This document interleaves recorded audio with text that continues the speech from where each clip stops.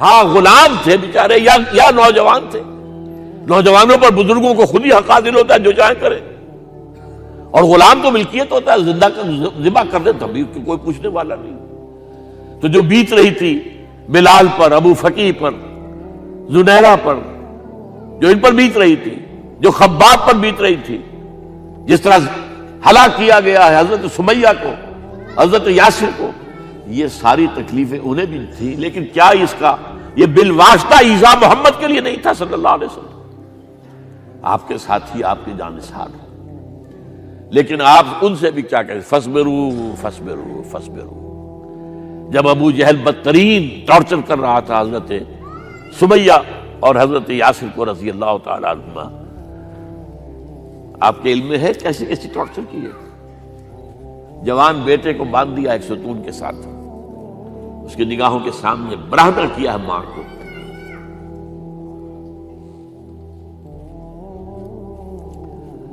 ہاتھ میں ایک مورتی ہے. جب تنگ آ گیا, ستا کر تنگ کر کے مار مار کے حضرت سمیہ ٹس سے مس نہیں ہو رہی. کہتا ہے تم ایک دفعہ کہہ دو سمیہ کہ ہاں اس مورتی میں بھی کچھ ہے, میں تمہیں چھوڑ دوں. انہوں نے تھوک دیا,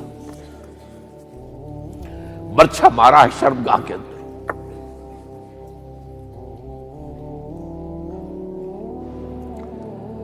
کتنی تکلیف پہنچی ہوگی حضور کو,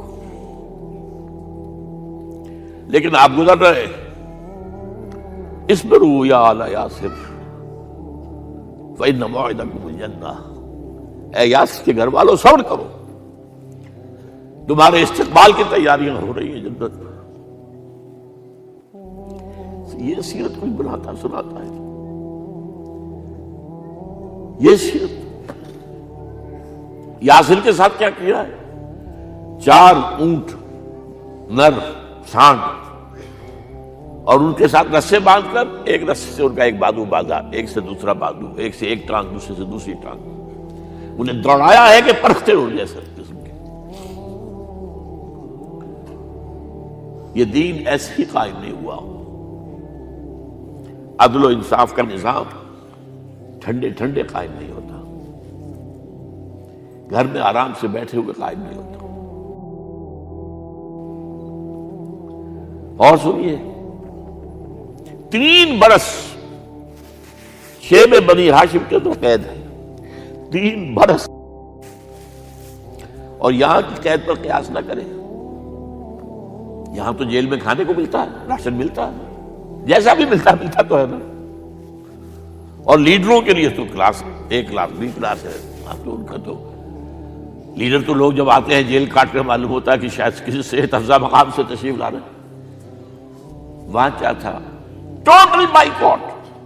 ایک گھاٹی, ادھر پہاڑ ادھر پہاڑ, دونوں طرف جو ہے پہرے, کوئی کھانے پینے کی چیز اندر نہیں جائے گی. اور پورا خاندان بنی ہاشم, وہ بھی کہ جو ایمان نہیں لائے, وہ قبائلی زندگی تھی نا. بنو ہاشم چونکہ حضور کو پشت پناہی چھوڑنے کو تیار نہیں ہوئے, ابو طالب نے آخری وقت تک بھی ساتھ نہیں چھوڑا. ہاں آخری وقت کے قریب ایک بات ہو گئی تھی. ایک مرتبہ تو ہوا کہ وفد آیا ہے قریش کا کہ اپنے بھتیجے کو روک لو, وہ ہمارے معبودوں کی توہین کرتا ہے. ابو طالب نے بلایا اور آپ سے کہا کہ یہ کچھ اپنے رویے کو بدلے. آپ نے فرمایا چچا جان, اب تو چاہیے میرے ایک ہاتھ پر سورج اور دوسرے پر چاند رکھ دے, میں اپنے اس مشن کو چھوڑ نہیں سکتا. یہ ہے استقامت. اور ابو طالب کے عین انتقال کے وقت جو معاملہ ہوا, جب وفد آیا ہے کہ ٹھیک ہے اب ہمارا جو ہے صبر کا پیمانہ لبریز ہو گیا ہے, اب ٹھیک ہے آ جاؤ میدان میں, تم بھی ساتھ چھوڑنے کو تیار نہیں ہو. ابو طالب نے بلایا اس کو, بھتیجے مجھ پر اتنا بوجھ نہ ڈالو جو میں برداشت نہ کر سکوں.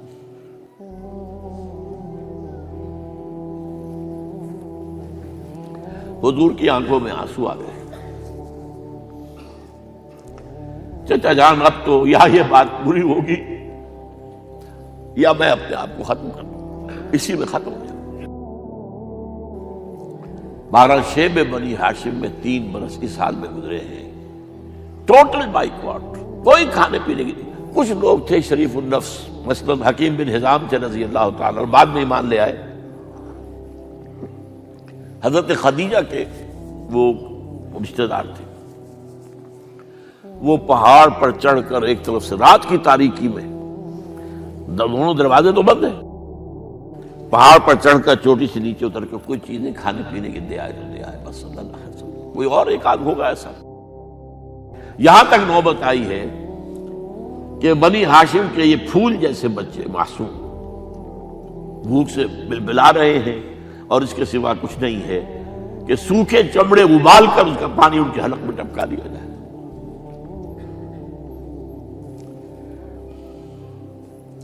اور جو ہوا وادی طائف میں، جب مکے والوں نے فیصلہ کر لیا کہ آپ قتل کر دو، ابو طالب بھی فوت ہو چکے ہیں، اب کوئی اندیشہ نہیں، کوئی خانہ جنگی شروع نہیں ہوگی، کوئی انٹرا ٹرائبل وار نہیں ہوگی، تو آپ طائف گئے ہیں۔ شاید وہاں کے 3 سردار تھے بڑے، اور یہ طائف اصل میں قریشی کا سمجھیے کہ یہ ان کا گرمیوں کا یہ صحت افزا مقام تھا۔ یہ تمام جو سردار تھے مکے کے، ان کی جائیدادیں وہاں تھی، باغات تھے،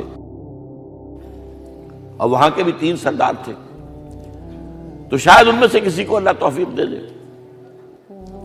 وہاں گئے ہیں اور صرف ایک ساتھ ہیں، حضرت زید بن حارثہ، حضرت ابو بکر بھی ساتھ نہیں، سائے کی طرح ساتھ رہنے والا بھی ساتھ نہیں تھا۔ وہاں جا کر جو آپ نے تینوں سے بات کی ہے، تینوں نے وہ باتیں کہی ہیں جو کلیجے کو چیر جائیں۔ تمہارے سوا کوئی اللہ کو نہیں ملا تھا رسول بنانے، جاؤ چلے جاؤ۔ ایک کہتا ہے فوراً چلے جاؤ یہاں سے،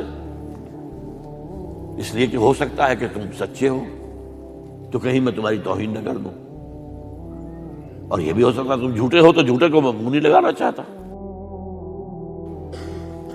3 دن کی یہ سختی، اور اس میں کیا ہو رہا ہے، اسٹریٹ ارچنز جو کہلاتے ہیں ہمارے یہاں، ٹھوکرے گلیوں کے، انہیں اشارہ کر دیا ذرا ان کی خبر لو، اب وہ پتھراؤ کر رہے ہیں۔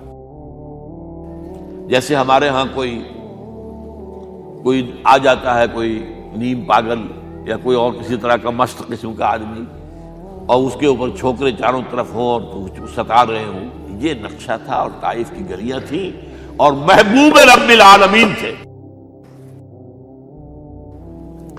ادھر سے پتھر آ رہے ہیں تو زید بن حارثہ رکاوٹ بن گئے ہیں، لیکن پیچھے سے آ رہے ہیں، وہ کیسے روکیں گے؟ پیچھے جاتے ہیں تو ادھر سے آ رہے ہیں۔ جسم لہو لہان ہے، خون رس رس کر زخموں سے جوتیوں میں آ کے جم گیا ہے۔ پھر وہاں سے آپ نکل کر گئے ہیں، ایک باغ میں تھوڑی سی پناہ لی ہے تھوڑی دیر کے لیے، جوتے بڑی مشکل سے اترے ہیں، خون جمع ہوا، اور وہ جو پھر دعا نکلی ہے آپ کے، وہ کلیجے کو چیر جانے والی ہے۔ اللہم الیک اشکو ضعف قوتی وقلت حیلتی وحوانی علی الناس، اے اللہ تیری جناب میں فریاد لے کر آیا ہوں، اپنی قوت کی کمی کا، اپنے وسائل کی کمی کا، اور لوگوں میں جو رسوائی ہو رہی ہے۔ الی من تکلنی الی بعید یتجہمنی او الی عدو ملکت امری، مجھے کس کے حوالہ کر دیا ہے؟ مجھے دشمن کے حوالے کر دیا جو چاہے میرے ساتھ کر گزرے۔ فریاد ہے کہ نہیں؟ بڑی زوردار فریاد ہے، بڑی زوردار، لیکن پھر مقام عبدیت کا ظہور ہوتا ہے۔ ان لم یکن علی غضبک فلا ابالی، اے اللہ اگر تو ناراض نہیں ہے، مجھے اندیشہ یہ ہو گیا کہ کہیں تو ناراض تو نہیں ہو گیا، کہیں تو نے میرا ساتھ تو نہیں چھوڑ دیا۔ اگر تو ناراض نہیں تو مجھے کوئی پرواہ نہیں، جو ہو سو سر تسلیم خم ہے جو مزاج یار میں آئے۔ واپس آئے ہیں تو مکے میں داخل نہیں ہو سکتے تھے، وہاں تو قتل کا فیصلہ ہو چکا۔ باہر ہی آپ نے ڈیرا لگایا، زید بن حارثہ کو بھیجا، فلاں شخص کے پاس جاؤ کہ تم اگر امان میں لے لو محمد کو تو محمد آ جائیں، میں تو میری یہ پوزیشن نہیں ہے، میں قریش کے مقابلے میں امان نہیں دے سکتا۔ دوسرے کے پاس بھیجا، اس نے بھی کچھ ایسے جواب دے دیا۔ تیسرے کے پاس جب گئے حضرت زید، مطعم بن عدی، اس نے کہا ٹھیک ہے، میں امان دیتا ہوں محمد کو، وہ آ جائے مکے میں۔ حضور سے آگے کہا، حضور نے فرمایا نہیں جا کر کہو، آ کر لے کر جا۔ کیوں؟ کیا پتا اچانک جو ہے میرے داخل ہوتے ہی کوئی مجھ پر حملہ کرے، قتل کر دے۔ وہ تو یہ کہہ سکے کہ ہمیں کیا پتا تھا کہ مطعم نے جو ہے امان دی ہے، I never knew it۔ اب یہ قبیلے کے اندر یہ ہوتا تھا کہ ایک نے امان دے دی، سب کی طرف سے امان، لہذا حضور نے فرمایا آ کر لے کر جاؤ۔ وہ اپنے 6 بیٹوں کو ہتھیار سجا کر لے کر آیا ہے اور پھر لے کر گیا حضور کو، کہتا ہوا گزر رہا ہے راستے میں، لوگوں سن لو محمد میری امان میں ہے صلی اللہ علیہ وسلم۔ اس لیے آپ کو مکے کے اندر پھر 2-2.5 سال مزید رہنے کا موقع ملا ہے، اور اتنا بڑا احسان آپ نے مانا پھر مطعم بن عدی کا کہ غزوہ بدر میں جب 70 اسیر تھے قریش کے حضور کے پاس، تو آپ نے فرمایا تھا کہ اگر آج مطعم زندہ ہوتا اور وہ سفارش کرتا تو میں ان سب کو چھوڑ دیتا بغیر کسی فدیے کے۔ بہرحال یہ چند باتیں میں نے آپ کو بتائی، باقی تو یہ کہ غار ثور ہے کیسی کیسی، اور پھر غزوہ بدر سے پہلے کی رات ہے، اور وہ آپ کا زندگی کا طویل ترین سجدہ ہے اس میں، جہاں تک یہ الفاظ بھی آپ نے کہہ دیا، اللہ اگر کل یہ جو 313 یہاں جمع ہیں اگر یہ ختم ہو گئے تو پھر قیامت تک تیرا نام لینے والا کوئی نہیں ہوگا، میں آخری رسول اور میری یہ 15 برس کی کمائی ہے۔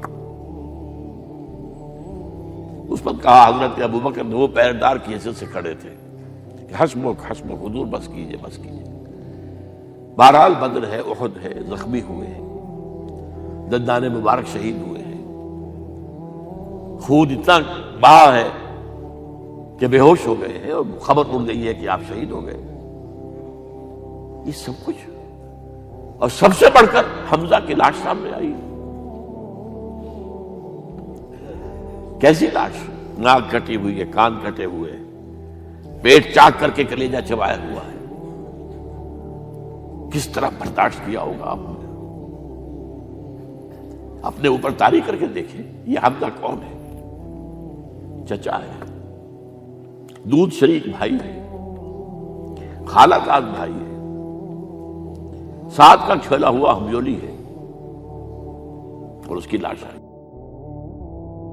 جو قلب اطہر پر بیت رہی تھی وہ مدینے میں آ کر ایک بڑا ماحول بدلا ہوا تھا، تب وہ بات سامنے آ گئی۔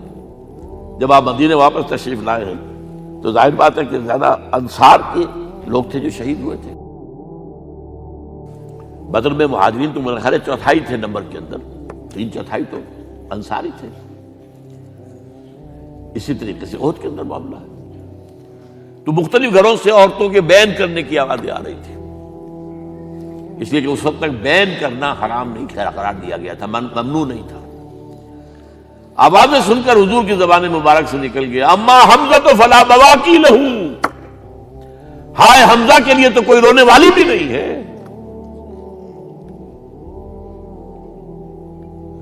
اس پر پھر صحابہ نے، انصار نے اپنے ہاں کی خواتین کو حضرت صفیہ کے ہاں بھیجا، وہ سگی بہن تھی، وہاں انہوں نے جا کے بھی تعزیت کی بہن کی۔ غزوہ احزاب کا آپ نے سن لیا، اسوہ رسول پر نہ معلوم کیا کیا باتیں چیز لوگوں میں مشہور ہو گئی ہیں۔ اسوہ کا لفظ آیا کہاں ہے قرآن میں؟ سورہ احزاب میں۔ وہ اسوہ کیا تھا؟ جب خندق کھودنے کا فیصلہ ہوا ہے تو خندق کھود رہی ہے، حضور بھی لگے ہوئے ہیں، بھاری بھاری پتھر اٹھا کر کندھے پر لا کر باہر پھینک رہے ہیں، پتھریلی زمین تھی، ایک پتھر کسی سے ٹوٹا نہیں تھا، تو حضور نے جو ہے 3 دفعہ جو اس کی ضرب لگائی تب ٹوٹا ہے۔ لیکن یہ کہ کئی دن کے فاقے ہو چکے تھے، کھانے کو کچھ نہیں، پورا محاصرہ تھا، 12,000 کا لشکر گھیرے ہوئے، یہاں تک کہ آپ کو معلوم ہے کہ گھروں کے اندر بیت الخلا تو نہیں ہوتے، باہر جاتے تھے قضاء، اس کا کوئی امکان نہیں۔ شدید ترین آزمائش جو ہوئی ہے اس کا نتیجہ ایک طرف یہ نکلا کہ منافقین کا نفاق ان کی زبانوں پر آ گیا۔ قرآن مجید میں ہے یہ انہی آیات میں، ما وعدنا اللہ ورسولہ الا غرورا، ہمیں تو اللہ اور اس کے رسول نے دھوکہ دے کے مروا دیا۔ ہم سے کہا تھا کہ قیصر و کسریٰ کے خزانے تمہارے قدموں میں آئیں گے، اور حال یہ ہے کہ اب رفع حاجت کے لیے باہر نہیں جا سکتے، کھانے کو کچھ نہیں۔ اس وقت کچھ صحابہ آئے ہیں حضور صلی اللہ علیہ وسلم سے، دیکھیے فاقے سے کمر دوہری ہوئی جا رہی ہے، ہم نے اپنے پیٹوں پر پتھر باندھے ہوئے، چادروں کے ساتھ پتھروں کسا ہوا تاکہ کمر سیدھی رہے۔ حضور نے اپنا کرتا مبارک اٹھا کر دکھایا، 2 پتھر بنے ہوئے۔ یہ ہے اسوہ، یہ ہے آپ کی سنت، آپ کا اسوہ حسنہ۔ لیکن اس اسوہ حسنہ سے فائدہ کون اٹھا سکتا ہے؟ لقد کان لکم فی رسول اللہ اسوۃ حسنۃ لمن کان یرجو اللہ والیوم الآخر وذکر اللہ کثیرا۔ اسوہ تو اپنی جگہ ہے، قرآن میں ہدایت سب کے لیے، ھدی للناس، لیکن فائدہ اٹھائیں گے صرف متقین، ھدی للمتقین، ہے سب کے لیے، اسوہ سب کے لیے ہے، لیکن استفادہ وہی کر سکے گا جو 3 شرطیں پوری کرے: اللہ اور یوم آخر پر ایمان، اور اللہ کا ذکر کثرت کے ساتھ کرے۔ بہرحال یہ میں نے آپ کے سامنے اس حوالے سے رکھا ہے، یہ اسوہ جو ہے حضور کا، یہ ہم پر اتمام حجت ہے۔ دیکھیے نوٹ کیجئے، پوری نوع انسانی پر اتمام حجت، اسلام کا نظام عدل اجتماعی جو قائم کر کے دکھا دیا، حجت قائم، اسے انگریزی میں کہتے ہیں اٹس ڈویبل، کیا جا سکتا ہے، یہ کام ہو سکتا ہے، اس لیے کہ زمین پر قدم بہ قدم چل کر یہ انقلاب آیا، محنت سے آیا، مشقت سے آیا، ایثار سے آیا، قربانیوں سے آیا، تکلیفیں جھیل کر آیا، صبر و مصابرت سے آیا، استقامت و مقاومت سے آیا۔ یہاں پر معجزوں کی کار فرمائی نہ ہونے کے برابر ہے۔ یہاں دھوپ سے بچانے کے لیے کوئی اللہ نے صاحبان نہیں دیا، ظل اللہ علیکم الغمام، اور بھوک سے بچانے کے لیے من و سلوہ نازل نہیں ہوئے۔ غزوہ تبوک میں ایسا بھی ہوا ہے کہ 3 مجاہدین کا 24 گھنٹے کا راشن ایک کھجور، ایک نے منہ میں رکھی، کچھ چوس لی، کچھ گلوکوز چلا گیا اس میں سے، دوسرے کو دے دی، اس نے چوس لی، بھی تیسرے کو دے دی۔ من و سلوہ نازل نہیں ہوئے۔ محنت، مشقت، ایثار، قربانی، صبر، مصابرت، استقامت، مقاومت، یہ ہے اسوہ رسول۔ انہاں اکھیاں نہ ویکھیا نہیں اللہ، انہاں اکھیاں نہ ویکھیا نہیں اللہ، اساں تے سونا یار ویکھیا، انہاں اکھیاں نہ ویکھیا نہیں اللہ، اساں تے سونا یار ویکھیا،